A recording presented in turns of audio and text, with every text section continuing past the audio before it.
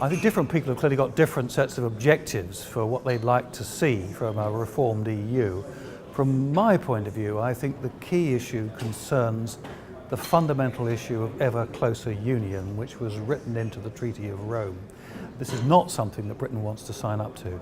So I think we either need to get the EU to drop that, which is a pretty big ask, or more likely we have to, as it were, get exemption from it. We have to get the EU to accept that there are some countries that are not going to subscribe to that. So effectively, I think he's got to really drive for a sort of two-tier EU membership.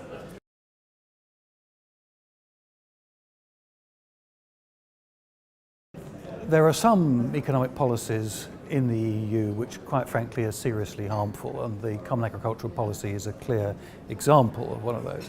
However, I think this issue takes up too much attention in the UK.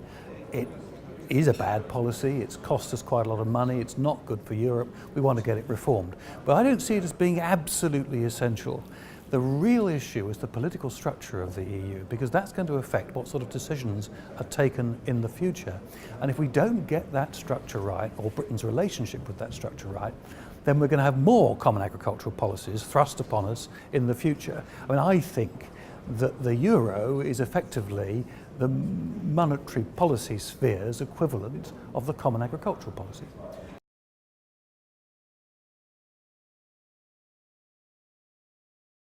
I think it's possible that Mr. Cameron might be very successful in getting reform of the EU or getting effectively British exemption from some aspects of the EU agenda. I wouldn't be completely pessimistic about it. For a start, political opinion is shifting very rapidly across the whole of Europe, and he's going to find quite a few allies actually in a number of countries, in France, a lot of Euroscepticism on the rise, in Holland, Poland, a number of countries. However, when push comes to shove, I suspect he's not going to be able to get actually the radical reform which I think Britain needs. Now, that doesn't mean to say you shouldn't try. I think he should try, and it's possible that he'll succeed, but I'm not actually optimistic.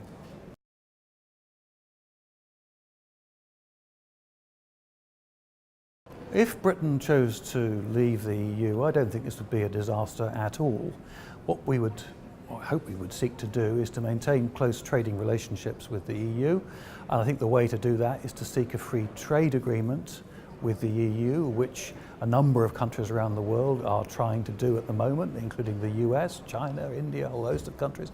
That's, I think, the position we should try to be in. Meanwhile, we should then be building up our trade relationships with a number of other countries. Now, if we were outside the EU, for instance, but we had a free trade agreement with the EU, that wouldn't stop us being a member of NAFTA.